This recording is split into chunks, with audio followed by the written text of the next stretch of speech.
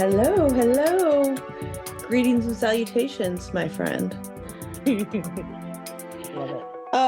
Hi guys, it's Katrina and Becca. Hello.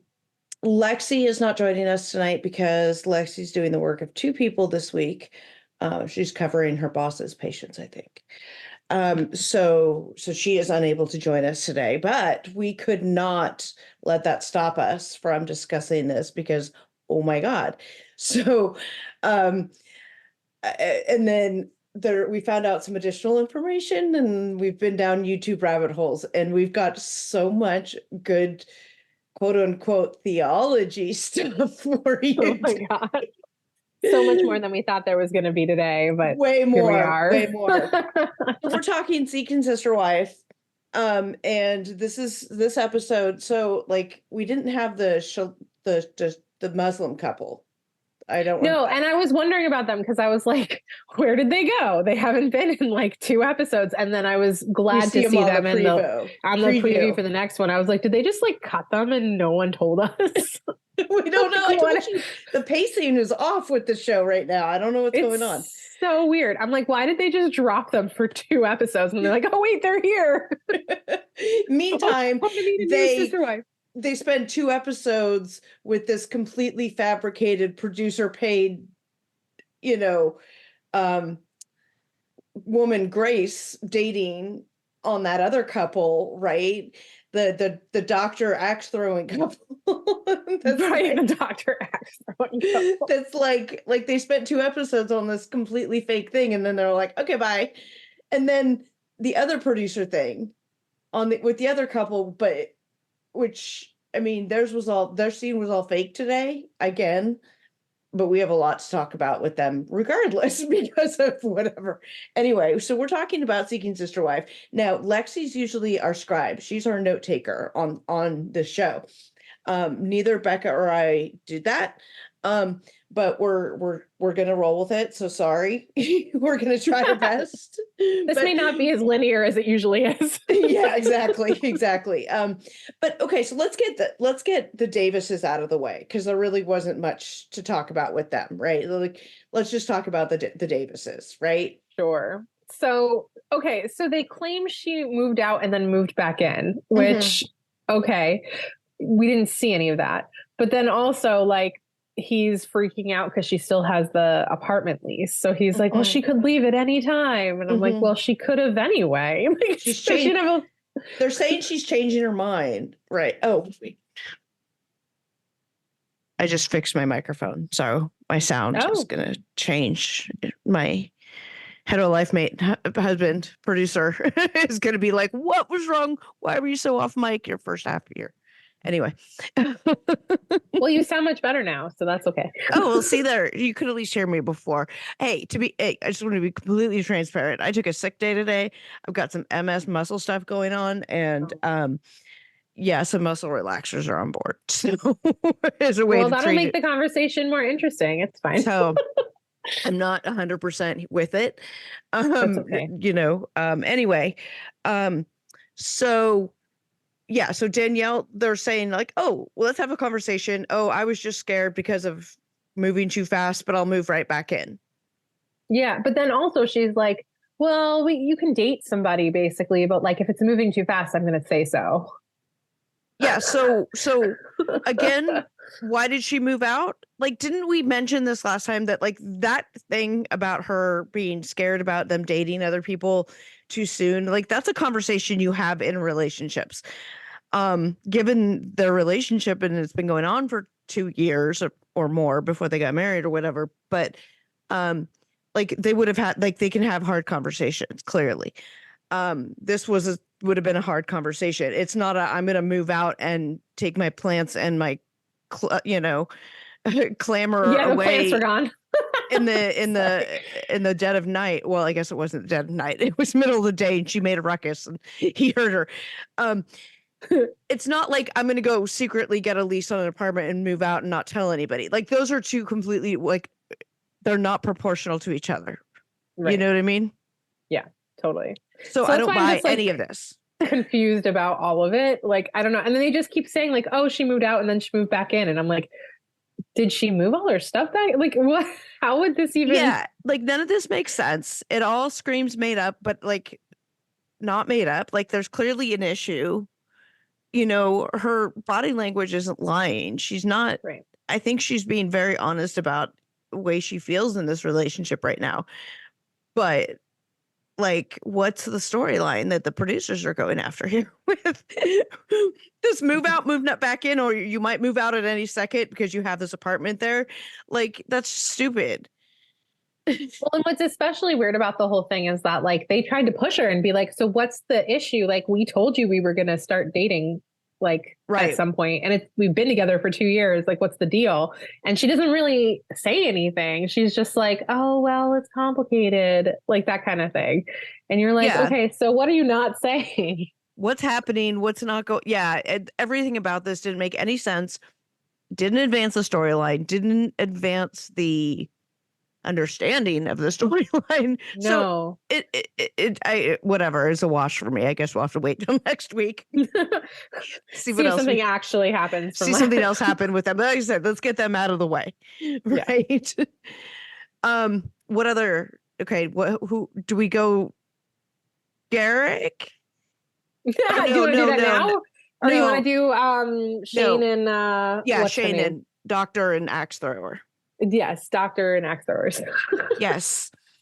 Let's address them addressing the girl's not going to show up for the fake date because TLC didn't pay her to actually show up. Oh no, that was the Ryans.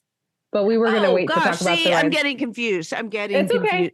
Which You're producer? Because the producers paid somebody in both these circumstances, so I keep getting right. That's right. Yeah. So we'll skip the Ryans for now because there's a whole lot of other yeah. About them that we're going to talk about. Let's do the Ryans come later. Let's do the Sherwoods. Sherwoods. Thank you. Yes. So she goes on a date with a new woman who they met through social media, I guess. They didn't get any more specific than that. So yeah. So I'm like, did she slide into her DMs? I don't know. I'm just very curious. But anyway, I think somebody did some sliding there. I don't know which way, but I feel like involved. There was some sliding involved. Was it an electric slide? Was it a boogaloo slide? I don't know what it was. I don't know what kind of slide it was. Boogaloo slide. Oh my gosh. So what's interesting about this is, right, so I'm juxtaposing in my head like the date they had shown with Grace when we first started the show, and they were like bowling. Vegan, dairy-free, soy-free salad. Well, yeah, but before that, like when they showed her and Grace going on a date, and I do that in quotes, they went bowling. Right? Where they went bowling. So they were like doing an activity. I don't know if it's just because she's like more pregnant now, but they literally just had them sit on a park bench. Right? Like what date is this? What kind of date is that? Like there wasn't even snacks involved. Like I ain't showing up to a park bench with there aren't even snacks involved. There was nothing. It was just them sitting on a bench. But what I also thought was funny is they both were wearing like flowing like sundresses. So they look like twins. Like just sitting there. What was happening there? I don't know. That whole thing was so weird. So they were allegedly met on social media. This girl, Sarah, she has been in sort of non-traditional relationships. She said she's dated couples before. She didn't really get more specific than that. Like, was she dating one of them, both of them, whatever, right. Like, she didn't specify anything further, but that she was open to this stuff, that she did date men more than women. Right. But, she's open to a lot of things. So, okay, seems a lot more legit than Grace, the makeup artist from the wedding. But why? Don't know, but why? So they sit on a park bench and they seem to have a decent conversation, and and the psychiatrist brings up like, would you want to meet my husband? And she's all like, yeah, of course. Which I thought was interesting that she felt the need to bring that up immediately after what happened with Grace. Well, they had to, as a plot point, emphasize the difference between this girl wanting to meet Shane right away and Grace not wanting to meet Shane right away, even though Grace didn't care because Grace was just a paid PA paid to be there and doesn't actually give a shit about Shane. But I think that's why they said that, was to emphasize, oh, look, you're so much better than, This is Right. better for us because look, that was a red flag that she didn't want to meet Shane because he's it's you're marrying the family, not and Yeah. I think that it might go to some of that the bias and stuff that we're seeing because she's the bisexual one. She's looking for a female wife for Right. her that would be platonic with him.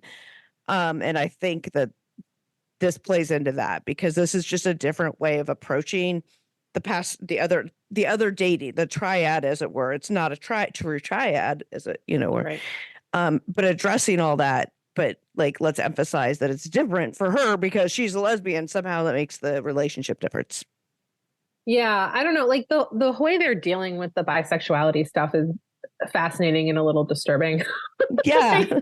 like they just, I think they're making it more different than it needs to be. Right. Like, that's my point. They're like doing it for emphasis. Yeah. And I'm just like, yo, this is literally the same thing that's happening with the other couples. It's just like the woman looking for the wife instead of the man. But Right. because that's not the standard, like, traditional, I don't know, is there traditional, I guess, polygamy, traditional unquote. Well, yeah, I mean, that would be the patriarchal polygamy. Right. Where it's like one dude with a bunch of wives or right. Polygyny, right? So, right. So that's what people are like used to when they think of polygamy. They don't necessarily think of, someone who's bisexual, who's bringing in another wife. Yeah. See, I think what's interesting about that is because that is more of like the modern take on polyamory these days, right? There's like Gen Z, they're a lot more open about these sort of non-traditional, ethical non-monogamous relationships and how different relationships are. And they're a lot more open about these things. I mean, I have a lot of friends that are in these various relationships where they're married to each other, but like one of them can go out and have a lover or a girlfriend / boyfriend or whatever, and they're all genders, which is maybe that's just my particular circle of friends. It just happens to be all genders involved, bisexuality, pansexuality. There's just like a lot of that. So none of the gender stuff really, and the parts under the hood, none of that really matters. It's about other things, for the ones that I know. In any case, so I think there's that, which is, I think people do it for a lot of different reasons that have absolutely nothing to do with the traditional reasons these traditional polygamists practice polygamy. I think the reasons and the background behind somebody like the Sherwoods versus somebody like the serial killer number 2 guy that comes from the cult guys, which we're going to talk about in a minute. Oh gosh. There's a huge difference in, like, I think the reasons why they do this, and so the relationships are going to look a lot different. So I mean, I do think it's interesting that they point out that the relationship with Shane is going to be platonic. Right. It's the whole point, like, and that's just so weird to me that they felt the need to say that, because I'm just like, okay, well, like, no one ever questioned that, like, say, like, if we're talking about Nick and his wives, like, no one's like, oh, like, no one else is having sex, it's just Nick and the wives, right? Like, none of the wives are having sex with each other, right? Or and maybe they are. I don't know, maybe they are. I mean, they claimed they weren't, and even though they're married to each other, right? Because Nick's not married. Right. But like, no one ever questions that. But like, for some reason, you throw someone bisexual in the mix and they're like, oh, we have to like be clear about this. And I'm like, okay, I don't know if we needed to, but yeah, I mean, and I agree with that largely. I mean, obviously I just said that, but then in thinking about it in some ways, like the showing it from this, like, this is like sort of the modern polyamory. If you were to approach it from that point of view, which is, I think, how it should be viewed, I think it's more of that situation than a seeking sister wife situation. But whatever, I think if you're showing that side of it, the modern side of polyamory, maybe specifying that is important, because it could be a situation where they're all together, or what are the rules, what are the expectations? Well, I think now that I'm thinking through it, like, because the title of the show is Seeking Sister Wife. Right. Like the idea of sister wives is like y'all are wives together for a dude, usually. Yeah. Right. And so like I don't think they fit the definition of like seeking sister wife in Absolutely the same way. not. Right. So like there's that. And so like, why are they on the show in the first place? Right. They're 100%. interesting, but not really following that's TLC trying to be like, oh, look at us being so different and hip and progressive and woke by having this bisexual couple and trying to fit it into the trying to shoehorn it into the seeking sister wife paradigm versus, because if she's looking for a wife, that's not a sister wife, right? Like that's not a sister wife, that's a wife. Right. Right. Like that's just a wife, period. That's just a wife. You have a husband and a wife. Like that's right. Like that's not a sister wife. So like right. I don't know, like the whole thing. And like, not that I don't love representation in the LGBTQ community. Like, I think that's fantastic. Yeah. But especially because the last time they showed bisexuality on the show, it was terrible because like first and it's not TLC's fault, but like the husband in the couple, like when the woman they were dating said she was bisexual, was like, so you think you're bisexual? And she's like, I am bisexual. I am bisexual. And then he's like, well, I didn't want a wife to like have sex with my wife. And I was like, that's how bisexuality that's not how it works, you dumb fuck. So like I think they're trying to redeem themselves a little bit, but like I think it's like overcorrected in the other direction where it's like you don't even fit the paradigm for why the show exists. Right. So like I'm like you should be on like one of the like I don't know if it fits from Couple to Throuple because you've been watching it, but like it sounds more like it would fit more there yes. than like Seeking Sister Wife. The people on Couple to Throuple, so they put him in this like they took him to island somewhere, I think, or no, I think they're in Panama. So yeah, and off the coast of Panama, I don't know, somewhere, and where it looked super hot and miserable and gross, to be honest. Why do they film in these like insanely humid, hot places? Anyway, I was like, I can't. I'm saying that because where they filmed for me was extremely hot and humid. So. Yeah, it's just gross. It was really gross.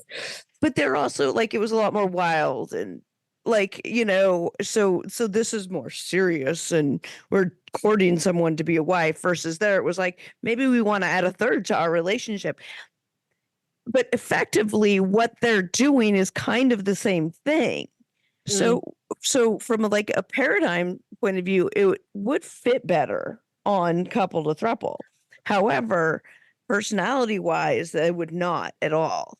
Like they don't seem like the kind of people that they're going to these dance parties, get wild in the wilderness on the beach wearing barely anything. Their bathing suits are, it's all there's a lot of skin.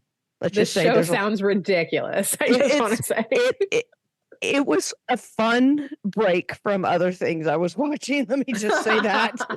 I recommend it. I enjoyed it a lot more than I thought I was going to. Interesting. Okay. Yeah. Well, maybe I'll have to give it a shot because it sounds fascinating because obviously no other shows like that exist right now. So. Right. Yeah. And so, I mean, there's definitely a lot of sexy things happening, but then there's couples that they're all sleeping in the same bed together, but they're allegedly not even kissing. They haven't even kissed each other yet because they're not sure about each other. Interesting. So I don't know, but there's also a lot of, I'm just going to say, it's a lot of fucking.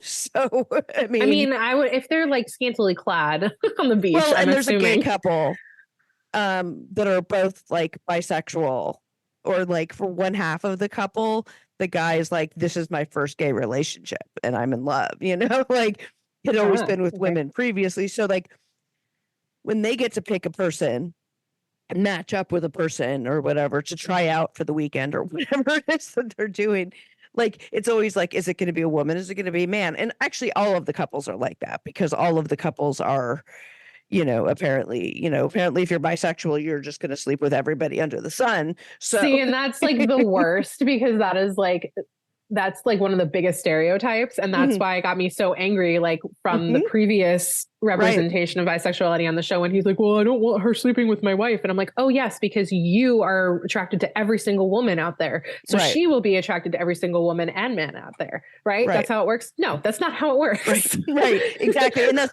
my point is on this show, they don't make those assumptions. You know? Right. There's none of that. That's But good, at obviously least. these people are much more open and curious about things. And if they're willing to go on a show going, well, we're contemplating adding a third person to our Right. relationship, But yeah, Interesting. I recommend it. It's fun. It's a fun watch. So Yeah, it's just interesting because so there was a spin-off show called Seeking Brother Husband right. that lasted very short amounts of time. I don't know if they're can't gonna- imagine why those people were horrifically boring. They were awful. There was nothing about them that I found interesting, and her wigs were awful. So like I have a question about that too, because like what about the fact that it wasn't fitting into the traditional image of polygamy? Did it make it not work? No, I think it was a victim of its time because that's an old show. I mean, that show is probably at least 10 years old, if not more. Seeking Brother Husband? Yeah. Really? I thought it came Yeah. out in 2023. No. There was one season and it was only 6 episodes. I'm pretty sure I saw it well before 2023. It might have just gotten reposted or something, but if it's the one that I'm thinking of, it came out a long time ago. And I think it was a victim of its time. I think it would do far better now if they did it the same concept, but with a different set of core people, because those people were really boring. I think you're thinking of a different one. I just looked it up. It was 2023. No. Yeah. That's what it's saying. I don't know. I Googled it. When's the other? No, I can't be right. That can't be right because I saw it before that. Maybe that's just when they put it up. Maybe. Because my understanding of it was like a spinoff off of Seeking Sister Wife. Oh, no, that one. Oh, I'm thinking of a completely different show. Oh, well, then there you go. That's what it is. I'm thinking of a completely different show. You know what? No, I never did watch Seeking Brother Husband. Then I watched a different one from a billion years ago. Yeah, I find Seeking Brother Husband interesting because as I was watching it, like it just didn't seem to work in the same way. And I was trying to figure out why. And I think a lot of it is just like they don't know what to do with these couples that don't fit into like the traditional like one dude bunch of wives. Mm-hmm. But it was interesting to watch. Like it's worth a watch. It's only I think 6 episodes, but it didn't gel at all, and I doubt they're going to do another season. Yeah, interesting. I'm gonna have to find the other one that I was talking about. Yeah, now I want to watch that. Yeah, no, I'm gonna find it because I think it's on Discovery or Max or whatever. I'll find it and send it to you. Since I'm all just curled up on my heating pad, my husband's at work. Nothing else going on. My kids on spring break camp, so that works. Yeah, so I'm all alone, so I can do this. Anyway, watch all the things. So let's get back to the Sherwoods. Yes, sorry. Anyway, so she has this cool conversation, and then she has this weird conversation with her husband Shane, like in a backyard somewhere. Because they just stand around in the backyard. Like super weird locale. But anyway, and I'm not even sure it's their backyard because then they like walk to like this big gate at the end, and I was like, that does not look like a gate that would be in someone's backyard. Like it looks like I don't know, like a apartment complex or I don't know. It was so weird. But anyway, I'm always curious where they're filming stuff because like I just remember when they were filming my show, like it would take like 10 years to like reset up in a different location. And I'm just always curious about that. But anyway. And she talks about how like she had this great date and they actually hit it off, and like Sarah wants to meet him, and he's all like, yay. Because Grace didn't want to do that before. And that's pretty much it. Like there's no like huge earth-shattering anything there. There's nothing. It's just filler. he got weirded out when she was like, I kissed her. Yeah. And he's like, what? What? Like, oh my So, God. that was a little weird. Whereas the last conversation he had with her about Grace was all, why didn't you kiss her? Are you not Right. feeling all the things and the flutteries and whatever nonsense they were making up? Yeah. And then this time, like, she kisses her and he's like, oh, no, why are you kissing her? And I'm like, well, Oh, you can't have no. it both ways. Like, do you want her to hit it off with someone or not? Like, it seems like he doesn't really know what he wants. So No, certainly he does not. Okay. So that's the Sherwoods. Okay, we're gonna take a quick break and we'll be right back with the other guys. Hey, Fraudcasters. I'm here to talk about Factor Meals again. Yes, I love my Factor Meals. That's factormeals.com/Fraudcast50. Get started on your resolutions with Factor so you are ready for the new year. Factor's ready-to-eat meal delivery takes the stress out of meal planning and sets you up for success in the new year.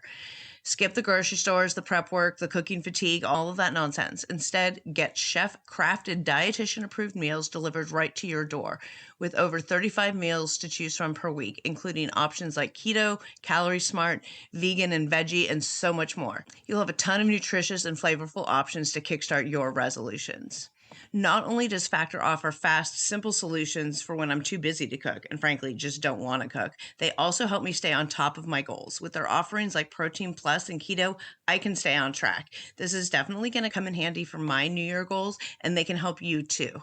Factor has everything I need for a week of flavorful, completely nutritious eats. In addition to the ready-to-eat meals, they have cold-pressed juices, smoothies, energy bites, extra protein, which is what I love, veggie sides, and way more to keep me energized during this kind of a frantic time.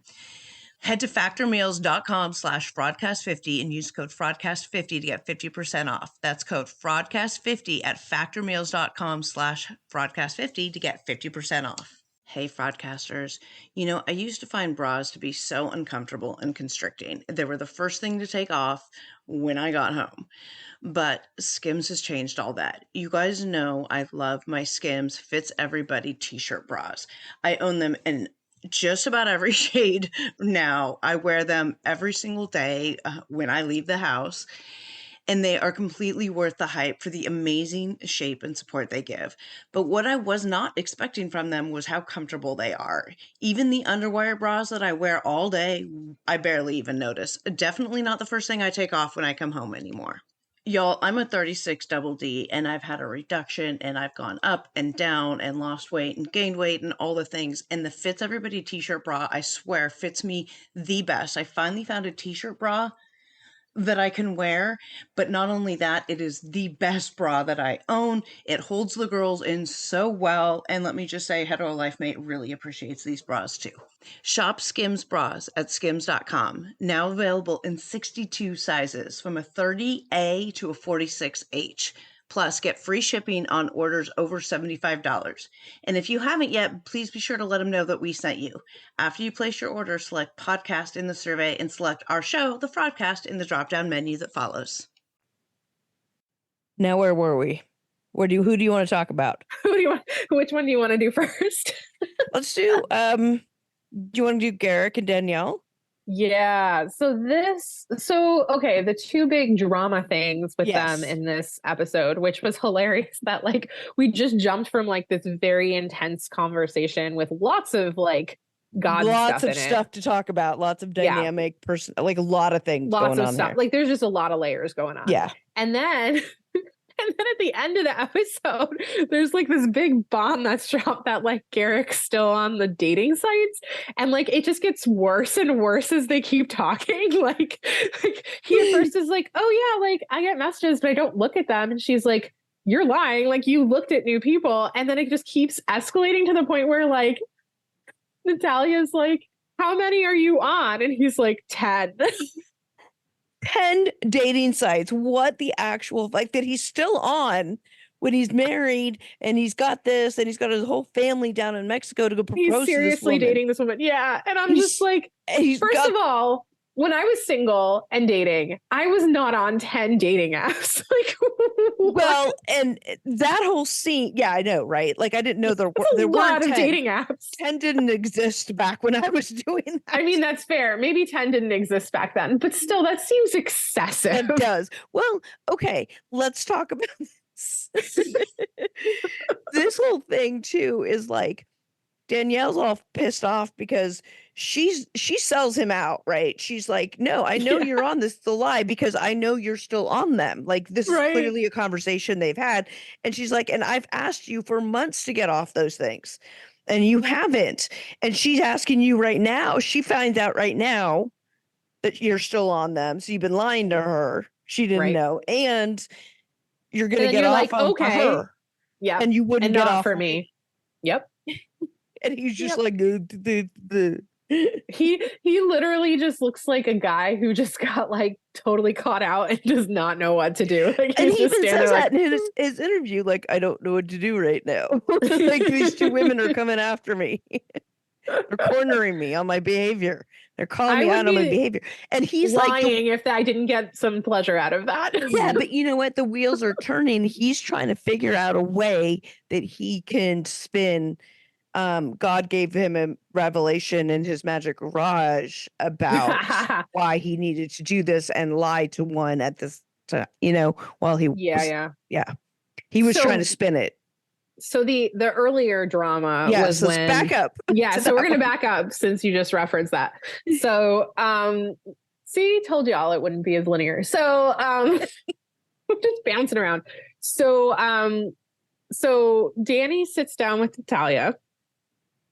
And Natalia's like, I'm not cool moving forward if you're still like afraid. Mhm. Right. And then they seem to be hashing it out kind of okay. Like they're having Yeah. a conversation with the translator app, but like Yeah. they're having a conversation. And then Garrick, of course, walks in and then Yep, what's messes it going all on? up. What's Right, and going so- on? You can tell that like she shuts down when he's there because she doesn't feel like she can be honest. Absolutely. Because he's like, oh, well, like, did you tell her that you were afraid? And she's like, yeah. What's her name? Natalie is like, or Natalia, she's like, oh, Danny telling me that she's afraid. right. And so Garrick's like, you told her you were afraid? Like, Yeah. he comes after And then her. Danny felt like she had to backtrack because she was Mhm. like, no. she was like, no, I didn't really say that. And then Natalia's like, no, you did. Like you said said- you were afraid because of Roberta. And then that she whole admits situation. it. She's Yeah, and then she's I like, guess oh I yeah, did. I did say that. And then you could see Garrick just getting like really upset at her. And I felt like in that moment, I was like, oh, this is not gonna be good for her. Yeah. Like This It's is not gonna where be good. shit got real. I was like, oh damn, like you're seeing all the leakage right here of the dynamic of their relationship. Yep. And then, like, good for Natalia, she was like, can I just talk to Danny for a minute? Like, without you? Thanks. Yeah. Yeah. Because she saw it, which Yeah. is pretty impressive. Yeah. Considering we're not even speaking in the same language. suddenly really like Natalia, because she likes Danielle more than like she's sticking up for Danielle more than Danielle sticks up for Danielle. Totally. Yeah, for sure. But it's because culturally, she hasn't been allowed to. Like, because whatever Garrick wants to do, Garrick gets to do, right? Right. So Garrick leaves and then they keep talking and it seems like they sort of hash some stuff out and Mhm. it was okay. And then she goes back to talk to Garrick and she's like, yeah, it's okay. I'm still like working stuff out, but like, it's okay. Yeah. But in the middle of all of that, Yes. You have Garrick. there's a lot of things that go down as far Yeah. as like, they say a lot of stuff about God and like other stuff. So this is the first time we hear Garrick pulling out this thing. He's like, well, I had a vision at one point and I saw me with 5 wives and they were good. What does he mean by that? They were good. I don't know. What does he mean? Is he so like here's what I'm wondering, if he's quoting Genesis, because every time God creates something in like the creation story in Genesis, it says, and it was good. Oh, that makes sense. Okay. So okay. I'm wondering if he's like quoting that and it was like, and they were good. Like God created that makes this a lot family. of sense, actually. They were Okay. good. Yeah. Since he's trying to emulate, it's Right. God talking to him. Okay, if God's telling But him, like, it's good. Okay. I have a lot of questions about this because we haven't heard this yet. And you would think they've been on 3 seasons now. This is their 3rd. Have they said 5 wives? Yeah. No, never. Mm-mm. So I'm like, is this just Garrick making stuff up like in On the the middle spot? of stuff? Yeah. Or right? Like, or I'm just very confused. Like what is happening with that? Well, 'Cause this never is why once. I was saying in the other scene, and he's like, I don't know what to do. It's like his brain was trying to conjure some godly vision how he could spin this, right? Like the way he did right there. He was on this earlier one. I had this vision of 5 wives. They were good. You the scene there started poorly for me with when Garrick was saying, "Oh, you told her you were sad," and I was making fun of it the way he approached her, but it really was kind of terrifying because you got like a glimpse of like, oh shit, he's about to like unleash, and it like shows so much. It's like you're not allowed to have actual fear. Like she has actual fear of it. He Yeah. doesn't care that she has actual fear of it. He cares that she pretends that she needs to pretend like she doesn't and that she's happy because Right. that's what he wants. So Totally. he gives 0 fucks whether she's happy or sad. It's just she needs to act happy because that's her role. Right. Because that's what she's supposed to be. All of that was conveyed in that one you said. Yep, just that one. That one interchange. It was so Exactly. crazy. And then when they're talking about fear, this is a direct quote from Garrick. I wrote it down. He says, "Fear is never from God, so you'll lose out on your blessing if you live in fear." And I'm like, that is some whacked out theology right Yeah, there. like I ain't no Bible scholar, but that's why I have you to Right. tell me that So that like if you doesn't just appear ended to it, be a godly well, so thing. like, okay, so the first half is fine. Fear is never from God. Okay, cool. Like God is good all the time. Fear is not a thing that comes from God. I Okay. can get on board with that. But I mean, then do I you'll- believe that? I don't know. I don't I don't know. know. But like Fear I is can good. I think there's some fear is good, healthy yeah, fear. I just mean he means like if you're called to do something, right? Like that was the Okay. context. So like, okay, I get like fear is not from God. If you're like called to do something, like sometimes you're just afraid and like you have to like, like God helps give you courage to do so, right? Right. So like in the context, that makes sense to me. But then, so you'll lose. I can't even say this with a straight face, man. So you'll lose out on your blessing if you live in fear. Like talk about some crazy works righteousness crap right there. Like it is all on you. You need to not live in fear and you better work that ish out or you are not going to get your blessing from God is what he's saying, which is totally messed up. That sounds like some bullshit. God doesn't actually wait. I mean, I'm confused about if I live in fear, if I'm in fear, so when they talk about God fearing, if I'm fearing God, I can't get my blessings. Like, that sounds like hypocritical bullshit right there. What am I supposed to do? Most people don't. So that's like old school language. Most people translate that as more like reverencing God. Okay, like a healthy respect. To like, not like fearing God. Like fearing God for them in that context meant like reverencing God, not like actually fear. I want people to actually fear me though. Like I mean, I fear you. as your consigliere, part of my job is to invoke fear in other people. Like that's part of my job, right? So, but I also want a healthy respect as well. But respect based out of fear is fine too, as in that role. I'm just saying, for me. Well, here's the thing: if people are fearing you, then they're losing out on their blessing, according to Garrick. So, I'm just saying the blessing of being around me. I mean, you fear me, you're losing the blessing of being around the Katrina experience. I enjoy the Katrina experience. I'm just saying. Thank you. I appreciate it. So like, but how messed up is that statement? Mm-hmm. Like, it's super messed up. Like, I literally tell me, just Pastor Becca, how messed up it is, because so messed up because I don't. Educate me. Okay, so what makes me angry about this statement, fear is never from God, so you lose out on your blessing if you live in fear, is that it's all on the person. Like they have to work out their fear on their own or they're not going to be blessed by God, which is Okay. crap because God's blessings to us are not contingent on what we do, because we would never get any blessings from God if that were the case, because we're broken human beings, right? We do Right. crap. We do dumb shit all the time. And he's still Exactly. like, bless you, my child. Exactly. Like like God's love and blessing are not based upon how good we are.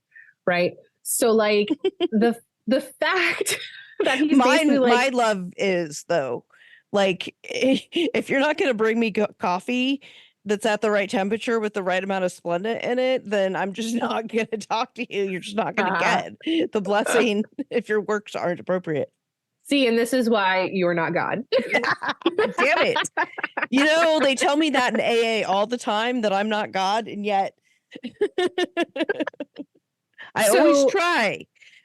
So what this statement reminds me of is when on Lost Resort, when I was basically told I didn't have enough faith and that's why my baby died. Ooh, yeah. It's very similar. It's basically like, you didn't do what you were supposed to, so God didn't bless you. That's awful. Yeah. I mean, Which I is remember terrible. that about your situation, feeling how awful that was. When you put it in that term, like equating Danielle, I mean, it's not the same thing, obviously, but looking at it in that same, with that same, I guess, paradigm, that does make it, oh, wow, that's kind of bullshit. Yeah, it's awful, right? And he's basically telling Danielle, like, you need to figure your ish out on your own, or like you're screwed, and like God's not going to bless you. Why she looks Which so is like, tortured all the time. well, yeah, because she she knows feels how like she she's not measuring feels. up. Yep, and she's not measuring up, and she feels like that means God is forsaking her, basically. That's why she looks so tortured all the time. Yep. Oh, it's so awful. And this is why, like, it's just in high control religious groups where like there's a very specific standard of living that you have to live up to, or you're screwed, basically, right? Like, and not in the good way, like in the like, right? Like in the like, you are not getting blessed by God. God doesn't love you. You're not going to get all the good stuff that comes from God, like mercy and forgiveness and peace and all that. Like, you're not getting any of that if you can't get your ish together. Well, isn't that the basic tenet of like a lot of these high control religious groups? Like, Totally. you have to wear your prairie dresses and your hair like this and obey the prophet and obey the, train on the guns, and listen to David Koresh sing and, play the guitar. And you have to do these things in order to have God's blessing, either in the afterlife or now, like whatever their particular thing is, right? That's how I understand it. Okay. Yeah. Well, and you could also argue that there are some standard, I put standard in quotes, but like religions that are considered more mainstream now that also do this as well, right? There's high control groups within like standard religions as well. Like what? Talk to me about it. So the example that I use a lot is like evangelical or fundamentalist Christian groups. Okay, yeah. So like, for example, like Danielle and Garrick are probably from one of those groups. Or which we still haven't find out where they're from, but we're gonna find it. Or we can talk about, spoiler alert, we're going to talk about the Ryans. Yes, we're talking about the cult the Ryans came from. We could just go to that if you right, which is very clearly a high control group where there was all sorts of stuff happening and a lot of control with women specifically in that group. Okay. Okay. And so like, right. So those are two like Christian groups that are high control, for example. Okay. All right. Yeah. So I came away from this episode really liking Nathalia. Yeah. So can I read a quote? Yeah. Sorry. No, it's okay. Cause this is a Natalia quote. So that's a good segue. One of the things she says to them is, you told me that God spoke to you, but I don't think God would want to see Danny unhappy. Yes. That's exactly what I wanted to. Okay, go. And it was so good. Like, I literally was like, thank you for being the voice of reason. Yes, that's why, because she cares more about Danny than Danny cares about Danny. And she sees it and she's like, no, this is not any kind of loving God that I believe in wouldn't want Danny to be this way. And it shows how much connection there actually is between the two women, which we hadn't seen yet. Right. We had seen it with Danny and Roberta. There's clearly a lot of love between them. We hadn't really seen it with these two, and then this kind of shows that they have been connecting. Clearly, Right. if she's picking up on Danny's feelings Right. and calling, she's not afraid to call Garrick out on it, which I love because she's not used to the high control of nature of him, right? That Right. And what's funny is like, Danny even says like in the interview, she's like, wow, I can't believe that Natalia like is able to read me as well as she is, basically. yeah. And So then then- says Well, and so Garrick leaves. That's when Garrick leaves, right? Natalia's like, yo, get out. yeah. We need to talk. And this is when Danny like doubles down and says, no, God brought us all together and God wants Natalia to be a wife with them. Because Garrett came in and reminded her of her place. Exactly. Exactly. She feels like she has to backtrack. And I don't think she's lying. Like, I think she does think that God brought them together, but with that said, like she thinks this is moving way too fast. Like she's already established that. And so like she can still think God brought them together, but also be like, let's take this at a normal pace. But Garrick doesn't want to take it slow. Right. So she has to conform herself somehow to be okay with this because Garrick said this and Garrick says it's from God. So she, like you said, that's why she's so tortured all the time, right? Because she doesn't feel, her internal feelings don't match anything. And she's so conflicted about this desire to please God. Well, because pleasing God and pleasing Garrick are conflated for her. Yes. It's all the same.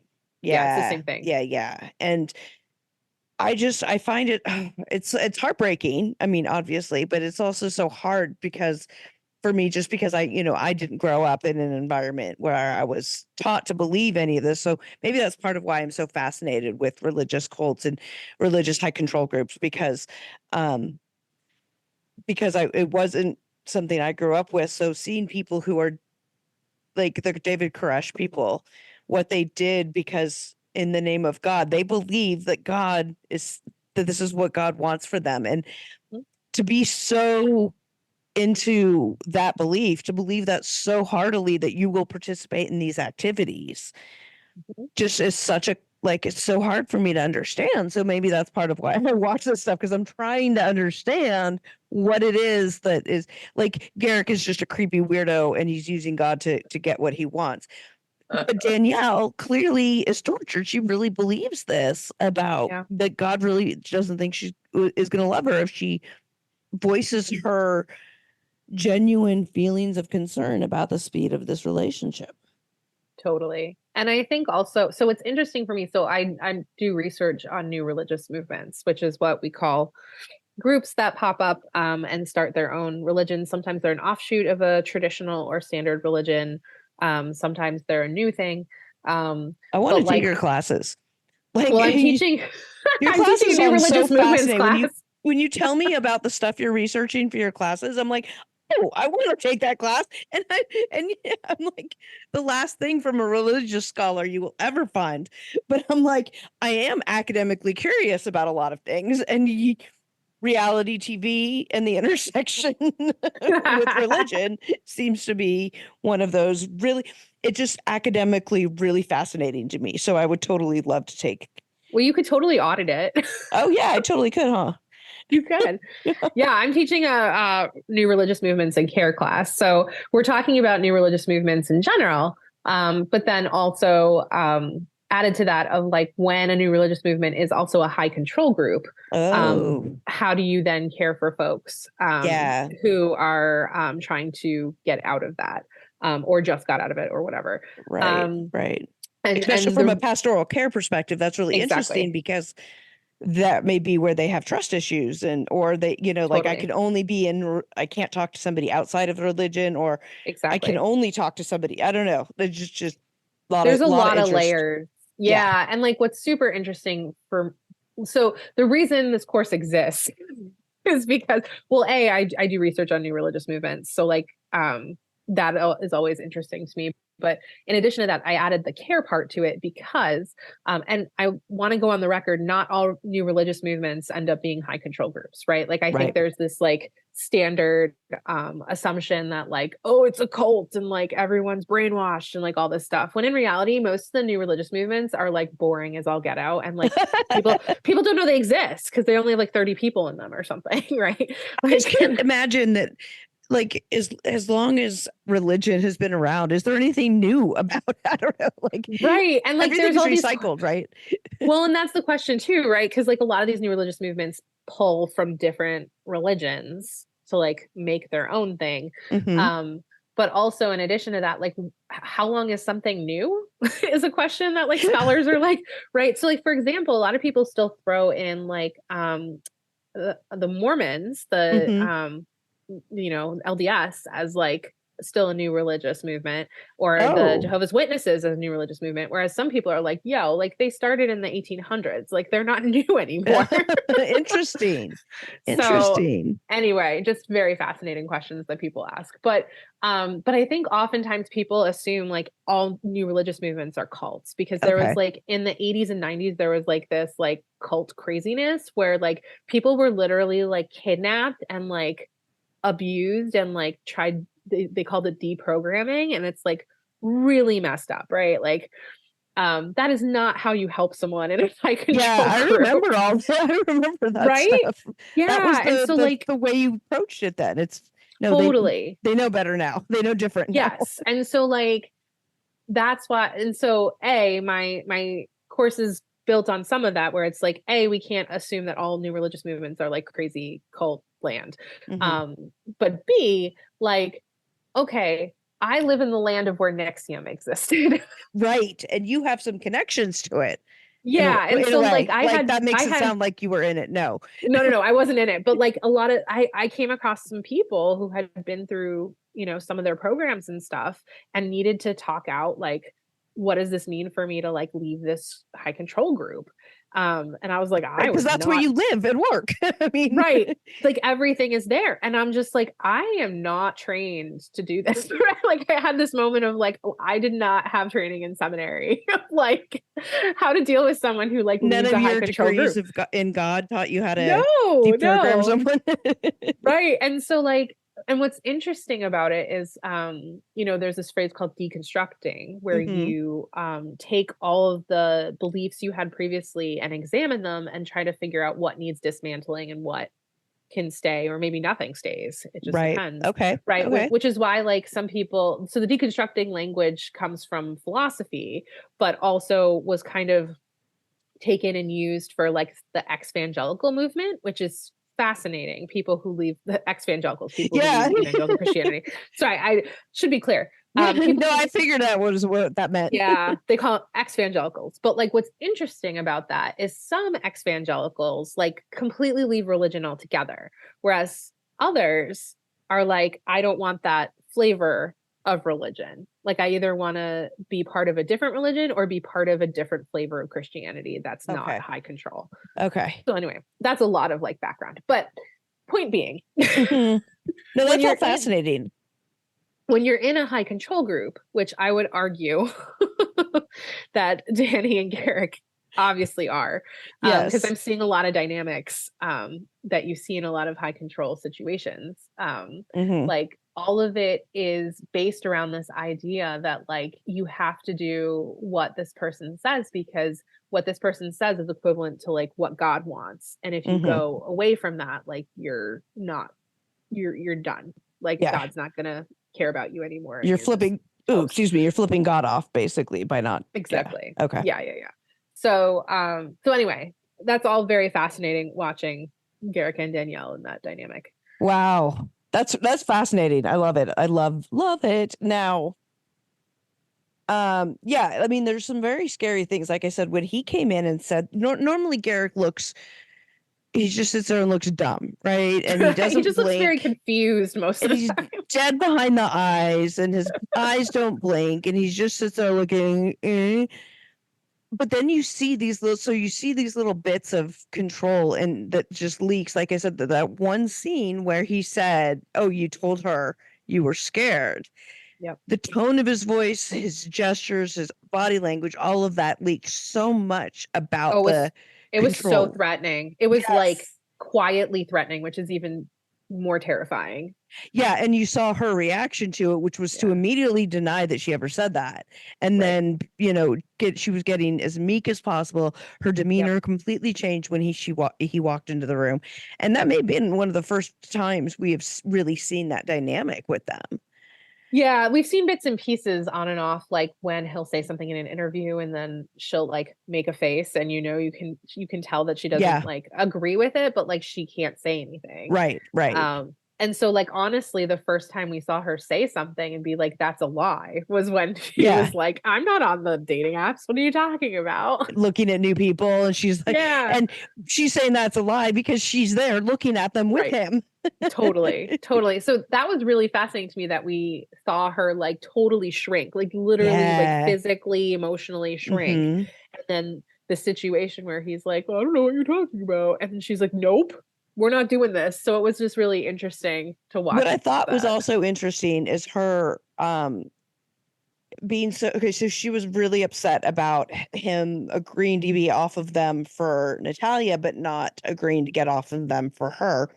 She's Right. very, very hurt by that. And obviously, I mean, it's a slight, no matter how you look at it. It's, what's bigger than a slight? Like it's, that's a punch to the gut, right? Yeah. But there are so many things on so many earlier seasons that do the equivalent. Like she was fine with being called large wife with her and Roberta. Like Roberta and was they small just wife like sort and of she was large. glossed over that. And I was like, ooh. And like, we agreed you're not going to sleep with her, and then you did. Oh well, okay. Like there's so many other things that have happened. Right. Yeah, I agree. This should piss her off, but so should all the other things. Maybe it was just they had all like built up to the point where she was just like, yeah, I'm not gonna. Or maybe Natalia silent. being around Natalia is giving her a little bit of strength because Maybe. she's seeing Natalia stand up to Garrick. Possible. And Garrick not running everything, roughshod over everything. Yeah. I definitely, I'm with you. Like I wasn't so sure about Natalia before. And until then this. until this episode. And then I was like, yes, you're awesome. Okay. Please, Yeah. please keep being awesome. Speaking of not so awesome. Oh no. Are we moving on to the Ryans? Yeah, let's move on to the Ryans. And so yeah, there's a lot to talk about here because we could go and probably will go onto quite a tangent. So just letting you guys know, we're going to talk very big cult stuff here because of the Ryans connections. So let's talk about the Ryans. Okay. So I get a message from Katrina earlier today. It was basically like, oh my gosh, I found out who is the Ryans, the female of the couple. Oh yeah, because I forwarded you an article from Starcasm. Our friend Asa over at Starcasm wrote this article about the religious organization that these guys come from, and that's something that we'd been looking at, like with Garrick and Danielle and with them. Right. So Starcasm did this episode or this article on it, so I forwarded it to you. Yeah, and I had previously searched around and trying to find out where they were from because she, at one point, like in passing in an interview when they first introduced the couple, was like, "Oh well, did she say stepdad or dad? I don't remember, but she said my stepdad or dad was a pastor and he, read scripture and saw all these, scripture passages about polygamy and realized like that's something we should do. And so I come all these things justify why he wants to do polygamy. Yeah.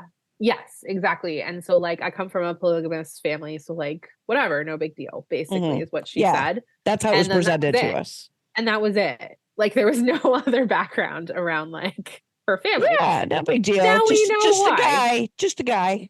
Random, no big deal. Nobody important. Now, meanwhile, I'm sitting there like, okay, what kind of pastor is this? Like, where did this come? I need to know where this is. And so I did a bunch of researching, but of course I was searching with the name Ryans and nothing was coming up. So I was like, okay, well, I guess we're never going to find that out. I was wrong. Yeah, because they found out. So people who are much better at investigative reporting than I am found out. Do you want to break it? I'll let you break it since No, you were the one who you read the article. know, I don't know the Alamo. I never heard of this cult. Yeah, so I've never heard of this cult, so I have gone on a deep YouTube dive since I heard about it. So I'm just learning about it now. But what? Yeah, why don't you explain it? Because I don't know anything about her it. stepdad was Tony Alamo, which, if you haven't heard of them, I encourage you to Google Tony Alamo Ministries and get very freaked out. Basically, it was a polygamous, high control religious group, which is In the how 70s and 80s, right? yeah, into 90s it sounded like Okay, a little bit.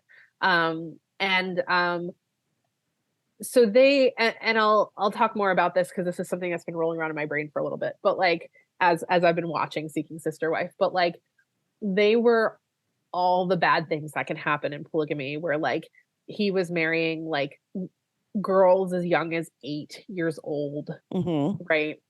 He And, himself was. Yes, he himself, Right. and then was like encouraging other people to marry young women. And like there were all sorts of other weird life things that a lot of them lived in like communes, and like very much had a very strong hand on like how people were expected to live. Yeah, like and they couldn't flirt, and it was like a lot of stuff of how you behaved.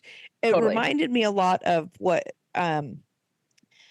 Heaven's Gate, the Heaven's Gate cult people, like they had to live a certain way where they shaved their heads, removed their own identities. They were androgynous. They're trying, they changed their names because that's just a vessel. And, it seemed like, and there was a lot of control over their food and what they could eat and when they could walk and where they could do. And it felt like there was a lot of what I've seen so far. There was a lot of that. Yeah. So there's a lot of that in most high control groups, right? Right. Like pretty much every aspect of life is like figured out, and you're told how to live that way. The way you dress, what you eat, how you behave. Yep. All of that. Gender roles specifically. So I just read one of the textbooks I'm using for my class, which is specifically talking about gender in new religious movements. And what's interesting, which I did not know until I read this, but like a lot of new religious movements, they start pretty progressively about how women can be involved. So if you look at how Tony Alamo Ministries started, it was him and his Susan. wife. Right. So Susan and him, she started the whole damn thing. Totally. And then as a new religious movement gets what's the word I want? Like established. Okay. Then they start once it goes viral. yeah. Like once like it's not just like 3 people in a room, right? Like there's actual people involved. And it's been around for a few years or whatever. Then it starts to be more in line with the patriarchy, because that's how most societies are. Not all societies in our world, right? But like most of these new religious movements, when they get started, they are also living in a patriarchal society. And they at first are set up as like, we're the opposite of that. But then as they get established, they want to be more in line with how society views gender. And so then they start to basically take back all of the ways that they had like given women opportunity that they may not have had in so it's like a bait and switch. Yeah, basically. But they don't do it on purpose. But that's like but what's so interesting about it is it's not how they start, right? So like, for example, like NXIVM is the same way. Like once you know that pattern and you start looking at new religious movements, you're like, holy crud, this is so true. So like NXIVM started, and it was like Nancy Salzman was like starting it with Keith Raniere. Yeah. Like, right. And then like as they got established, it became like, oh, well, men and women have specific roles. And then it became, okay, then we have this like DOS thing where they're all there to just like have sex with Keith, right? Right. And so like it didn't just like do that randomly. Like I think people just like think that like it just turned on a dime, but in reality it was like this pattern where like gender roles are very progressive, and then they change. Yeah, I know. I want to take that class too. I want to take that class. Yeah. So anyway, there you go. You got part of my unit on gender and sexuality. Oh my god, this is fascinating. Fascinating. Well, so I was watching this stuff. So this cult, I'd never heard of it, right? When we looked, saw this article, I was like, okay, let me let me go down a YouTube rabbit hole. And so I came across a set of videos on YouTube. This woman and she clearly has done her research and stuff. And so there's it's a 2-part video, and each are like an hour and a half. So it's a lot of information. But the first video is like Susan. It's all about her, not necessarily her early life, but like her younger life when her daughter Chris was younger. And I guess Chris eventually went on to write a book, and that's where a lot of this information came from. Because it talks about all of this stuff. It seems like most of what we know about Susan comes from Chris's perspective about things that she was doing and acting, cons she was pulling, and abuses, because she was really, really abusive to her kid. And like her daughter Chris was dating somebody who was going to go to Stanford, and he'd been saving money. So what she did was she swooped in, she sweet talked him, seduced him, basically took him away from her daughter. Oh, yeah, and started dating him herself. Keeping in mind he's like 14 or 15, maybe 16 at this time. Starts sleeping with him, cons him out of the money, and then he disappears. whoa. So this is while like Chris was like a teenager. Okay, when the daughter was a teenager. So fast forward. So this is what I'm learning. The background of Susan. Wow. Fast forward, Susan, because I guess Chris's father is one of the guys that is like some mob guy she was dating before Tony. And so she at some point later, mom has daughter's boyfriend over. Daughter's boyfriend, Ed, I think his name was, had them all come over, and she was doing her like sermon thing that she does, that she like, I guess, captivates them. It's like a snake charmer. She like says all the stuff, and apparently she like captivates them with her words. So she convinced them all to join her cult. To like start a cult. That's how they all started, was like her daughter's boyfriend was like the first guy in her cult. The second boyfriend that she seduced. Like, it's really fucked up. And then we hadn't barely even started talking about what Tony was doing. But Susan was definitely the ringleader of this, and I got it all started as far as how the control started. Batshit crazy, batshit abusive, like awful, awful, awful stuff. Yeah. And so like the fact that she's just on this TV show being like, oh yeah, it was fine. I lived in a my polygamous stepdad family. was this great. guy, this pastor who the Bible for reasons to be polygamous. That stepfather is the head of one of the most dangerous, fucking ridiculous cults out there. Yeah. And like, so this is something that's been rolling around in my brain a lot while we've been watching this. So I don't know where to start. So like, okay, so one of the things I've been doing too, and Katrina knows this because I messaged her about it, but I've also been watching Big Love.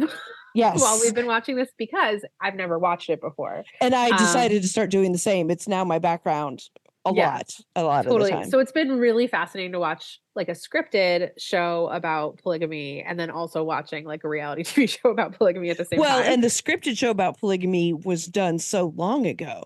Like the times were really, really different when that came out. Totally. Because, it was still, you were still criminal if you were part of polygamy. Yeah. And like, since then it's been decriminalized, which, is like the same as decriminalization of other things where it's not like not illegal, but they're not one's going to come after you for it after you and throw you in jail. Right. Yeah.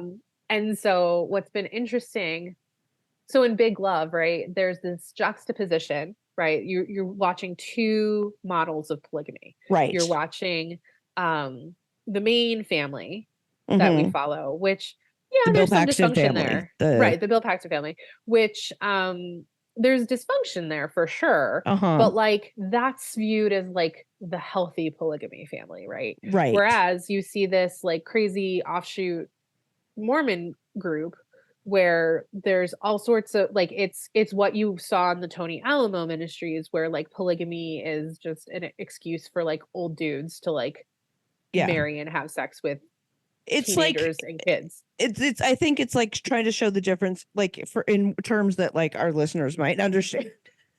It's like the difference between like um Sister Wives, Right. right? So we've got that modern version of Sister Wives versus like the Warren Jeffs Yes. cult, Yes. right? So you've got the Similar. fundamentalist old school prairie dress people. That's this old the offshoot fundamentalist offshoot on the show. Whereas the Sister Wives, the Cody and them are the Bill Paxton and Chloe Sevigny and them. Right.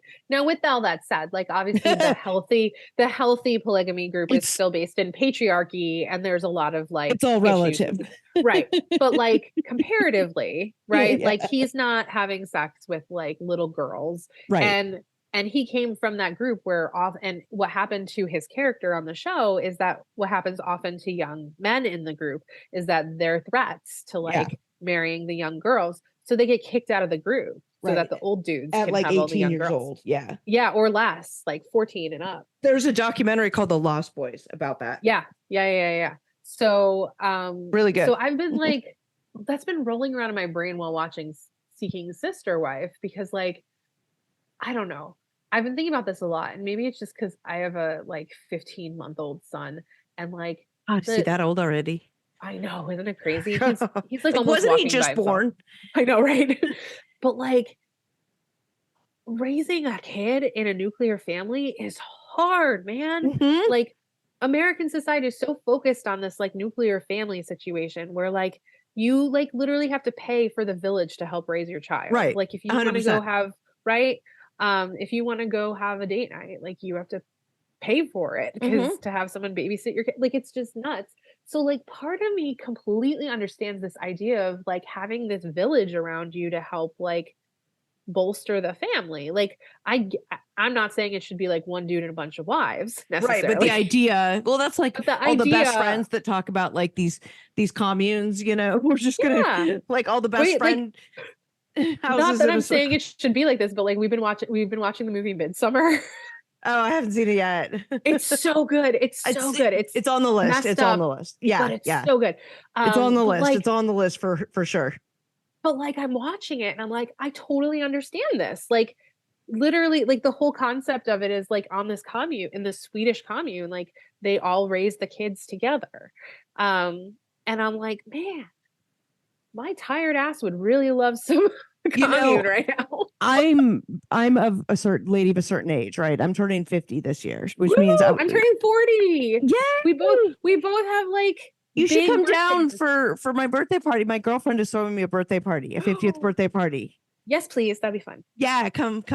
We can do the whole thing. It'll be in October. You can come down and Lexi will be here. We could do all the things we talk about down here. Anyway, I love it. I love it. Kaya, yeah, Lexi and Kaya better come because yeah. Anyway, anyway, so I was born in October of 1974. Okay. And I was born in at Stanford Hospital, which if for those of you guys who don't know what Stanford Hospital is, it's Palo Alto, it's the Bay Area. It's San Francisco in the 70s, in the early 70s. I have an older sister she's like 4 years older than I am. She's born in 1970.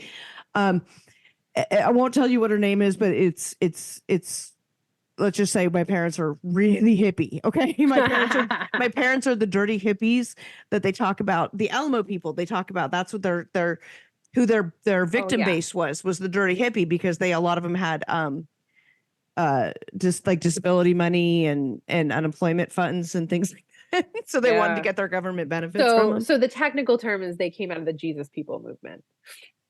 Is that what the technical term is? Yeah, that's like in the 60s and 70s when like there was a lot of evangelizing around hippie type folk was the Jesus Okay. People movement.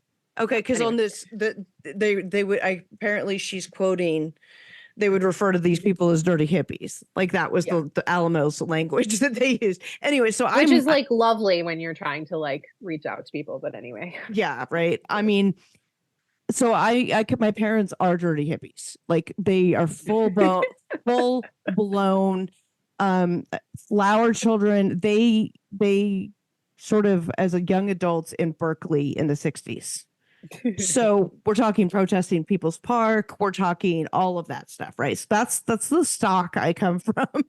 Yeah.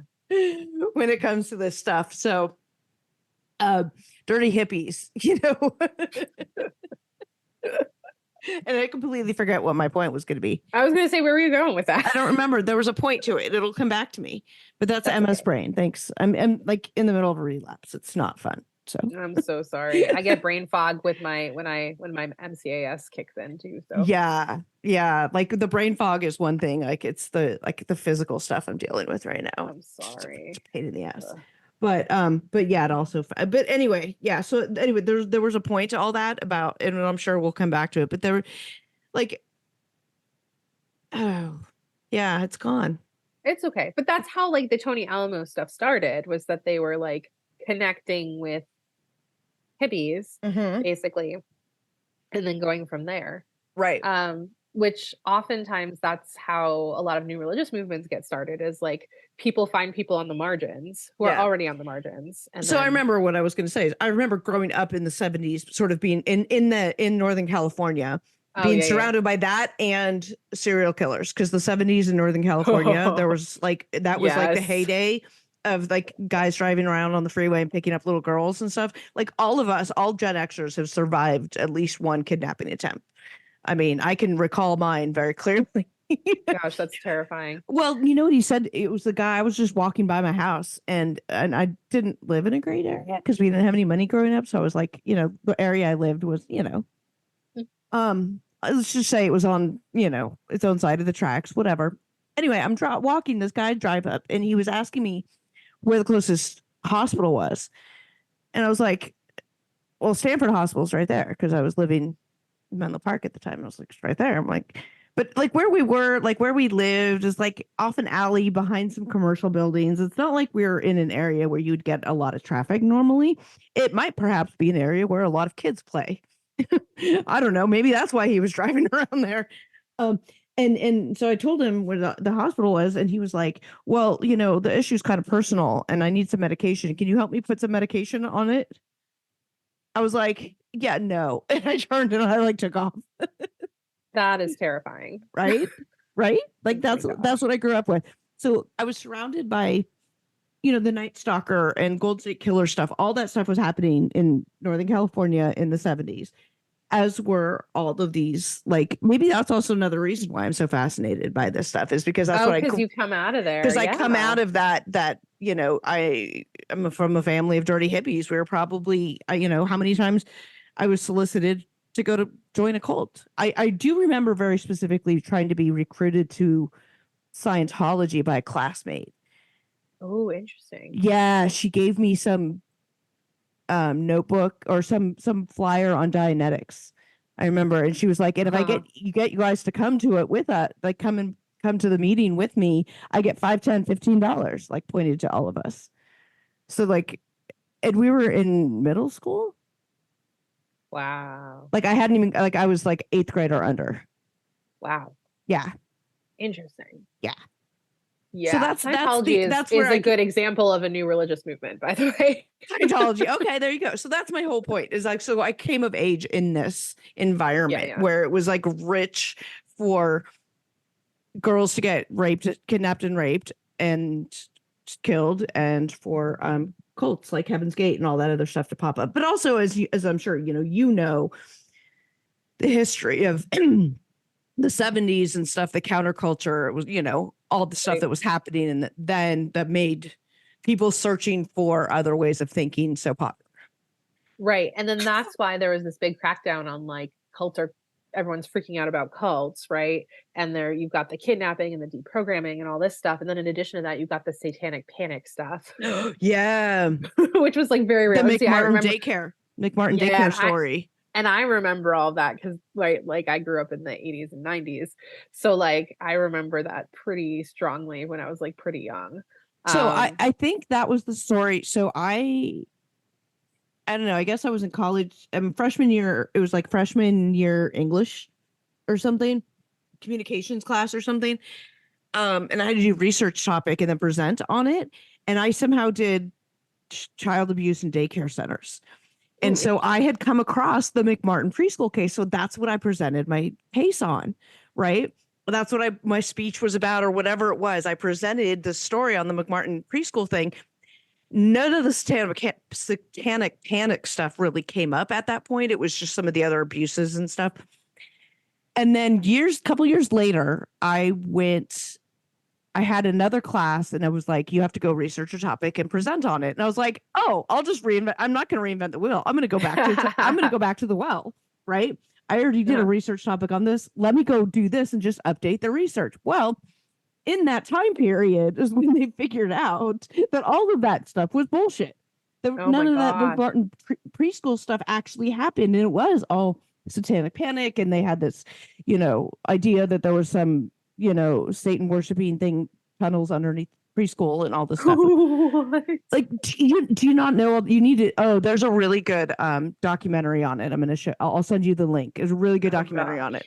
Wow. The satanic panic, and it goes into a lot of the psychology and stuff about the problem that they were having with these quote unquote child psychologists that were uncovering repressed memories. Well, that's all been debunked and stuff now. And it turns out, no, they were actually implanting things, and it was a whole, gosh. Yeah, it's awful. Anyway.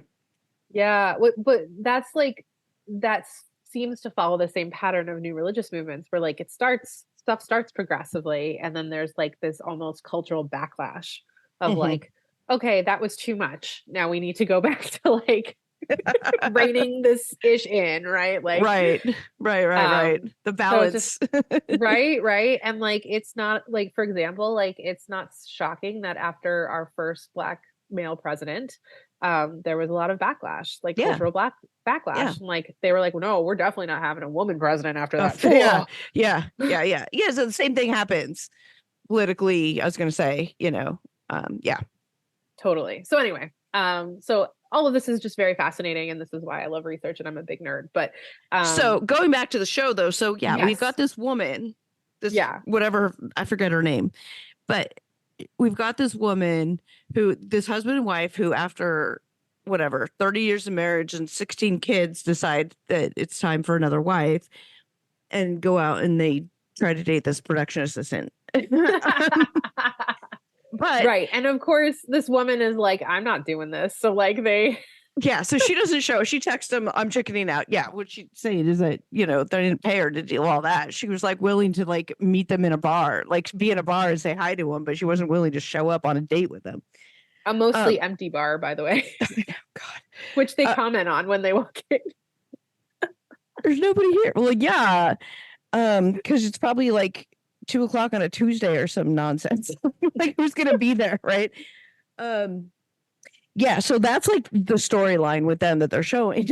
But the side storyline that we can't get past is that her quote unquote stepfather, the pastor, is this really famous, really terrible, awful, no good, horrible cult leader who production had to have known of this connection. There's no way they didn't know that. I mean, like he's been put away for life, like more than life. Yeah. Like there's no way they didn't know that. This guy's in prison for the rest of his life. Like that's not, we're not saying, he's a Cody. Like he was just a douchebag. Like he was doing really bad illegal shit, right? Yeah. Like and what's interesting, like so that's been super fascinating to watch Big Love too, because like, right, like there's this weird parallel of like, okay, so there's this polygamous family who's like a little dysfunctional, but also like not doing anything illegal and like decent human beings. Then you've got this other group, which are not only like having old dudes marry young girls, but then also in addition to that, like doing all this illegal crap that they shouldn't be doing. Right. And that's what you see in the Tony Alamo ministry is where like, not only are they like marrying little girls, but they're also like doing all sorts of crazy illegal stuff that they shouldn't be doing.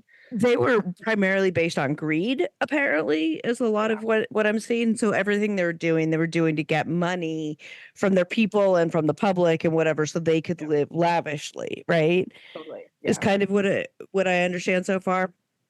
So what I read about it is like, they set up basically on their commune, they set up where like everyone had to work in like the businesses that the commune owned, but they like barely paid them. Right. So like basically they were getting like almost free labor.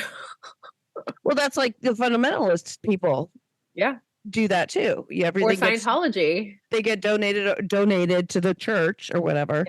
Yeah. And like, this is not to say volunteerism is a bad thing in religions, right? Like volunteering is fine. Service is different to an extent, right? Service like we're not talking versus like forced labor camps are different, right? Very different situation. I just want to be very clear about Yes. that. But Yes. like in Scientology, where they have like from a very young age, people are expected to like work insano hours Mhm. for the good of Yeah. the church or whatever. Right. Right. Yeah. Or like in the Hillsong documentaries, that was one of the themes that kept coming up was like people were How much putting in work. insano Yeah. hours. Yeah. And then like not getting paid. Yeah. Anyway. Because they were I could so go- convinced that they wanted to do this. Like you were revered to do this. Oh my God, you were just so brought into it. The charisma and stuff that you were just compelled to volunteer and you were made to believe that like you were fulfilling God's calling by doing all Yeah. working Like, and 25 that's the hours. worst. Well, and that's the worst part of all of this is like it's all based in like God has called me to do this, and so I Mhm. have to do it. I can't abandon my calling from God. When in Right. reality, it's just a bunch of people who are just like, no, we're gonna work you dry until you fall over because like we can, you know. Right. God. I was gonna that reminded me of something else, but I forgot now, so it doesn't matter. Anyway, we'll I'm sure it'll come up in another. But she literally is like in that interview, she's like, I enjoyed my polygamous like Yeah, she talked about her experience. growing up in that family and it was all positive and great. Yeah. And meanwhile, I'm like, he was married to 8-year-olds. Well, yeah, she didn't get to see him that much, but you know, Oh my it was gosh. perfectly fine having all these other people around. What, other 8-year-olds? Is that why? Yeah. Because some of his wives were the same age as you, so it gave you friends? Oh gosh. Oh, Yeah. It's so, and that's why like it's interesting to me because like most of the polygamous, like, you know, it's kind of like what I said about like most new religious movements, like they're just boring. Like I feel like most polygamous are just families boring. are just boring. Like they're Yeah. just like, yes, they're living, you know, I put in quotes alternative lifestyle or whatever. Yeah. It's not really alternative in some religious traditions, but- Non-traditional family structure. yeah, non-traditional family structure or whatever. But like most of them are probably like pretty chill. Yeah. So Yeah. like it's just really fascinating to have like, you know, like a few seasons ago, like the Winders who were like super chill. And which they were is why so they boring, didn't- they're no longer on the show. no longer on 'cause the show, right? They're Now, just with that, doing their thing. with that said, obviously it was still very patriarchal and Yes, clearly. there are issues around yes. that. But I'm just saying like they're kind of boring. Whereas you've got like relative, right, so. you've got the Ryans who come out of like the Tony Alamo ministries and you're like, holy crap, this is really abusive and messed up. So like Yeah. it's just interesting to watch different models of polygamy and how it can totally go off the rails very quickly. For real. Now we really have to find where Garrick and Danielle came from. I keep It's- searching and I It's can't out there. find It's it. out there somewhere. Somebody somewhere will find it and we'll figure it out. I mean, if they found the Tony Alamo thing, because I had been searching, but obviously I wasn't searching the correct way because I was using the wrong last name because she has a different last name that they searched for, Oh, I guess. Yeah. Okay. Well, yeah. And I don't know if it's like a maiden name or whatever, but they use I don't a know, different last name. but Asia over at Sarcasm has got her sources. And she's amazing. She does amazing work, amazing investigative work. And her stuff is to be believed because she has the document. She bases her stuff on documents, right? So, I know she's digging with Garrick and Danielle, but she hasn't been able to find them this many years out that they've been there. Maybe, Yeah. I don't know.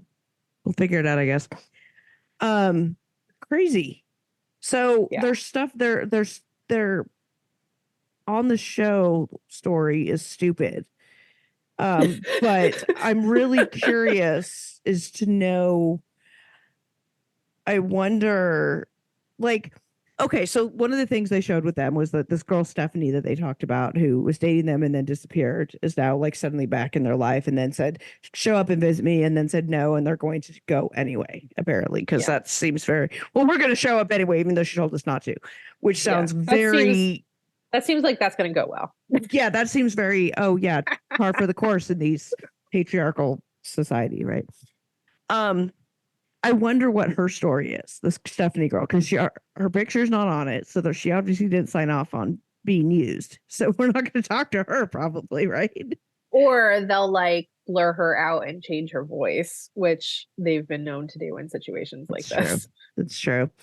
Yeah, like on the they had like the video conversation, and yeah, they've done that before. Yeah. I wonder if her reluctance had to do with, you know, the family. Because if I with my that was gonna be my in-laws. If I knew that's the stock you were coming from, honey, I don't care how good you are in bed. No dick is worth that kind of baggage. I mean, Well, at the very least, you wouldn't have to worry about the father-in-law. Like you're never gonna mean, well, see sure. him. Right? Yeah, he's But in yeah. prison, but But you've also got the whole rest of the clan where like yeah, sure. Like he's not controlling shit from behind bars like Warren Jeffs is. Come on now. we don't know. I would hope not. But I mean, would if imagine Warren he Jeffs is- can do it, anybody can. Yeah, Warren Jeffs does it all the time. So yeah. Interesting. So now I'm going to go find out more about this ministry because I've only in my searching, I've only just gotten to like the beginning of it. Oh my So now I got to gosh. go find it. You cannot tell me, well, not you, like collectively you. Like no one can tell me, that production did not know that. Like No, there's they did, and they no did it on way. purpose. There's no way they didn't know. Of course they knew. that They had to have She known. came from Tony Alamo Ministries. Like that's just like And that they were okay putting this on, given especially her comments about like it was like all rosy and rainbows. that. Yeah. Given that comment and given the context. Yeah. I'm gonna link the Starcasm article below so you guys can look into it yourselves if you want to see it. I know I posted it on my Instagram too, but yeah. So that's what you're gonna dig into this week, right? Yes, we're all gonna now go down the rabbit hole on Tony Alamo Ministries. And God knows where that's gonna lead me on YouTube. And if you want to watch a really awesome movie about communes and violence, Midsummer is super interesting. And what platform do we watch that on? Max. I've been watching On Max, yes. Yeah, it's definitely on my list. I'm also watching The Gentleman on Ooh. Netflix, which is enjoyable. Nice. It's like a little quirky, a little fun, a little Breaking Bad. It's even got what's his name, Gus in it. So it's like underground drug kingpin, like literally underground. It's kind of but it's like Interesting. English and it's kind of, it's fun and quirky. I'm enjoying it, but I can see it would not be for everybody. I can see, Gotcha. but I would give it a shot. I'm compelled. It's compelling. I'm compelled. It's compelling to me. Watch it. Anyway, I think that's it for the show this week. Next week we'll be back, but hopefully all three of us. I've also that's it. That's what we got. Yeah. Thanks for hanging with us. Thanks. Goodbye.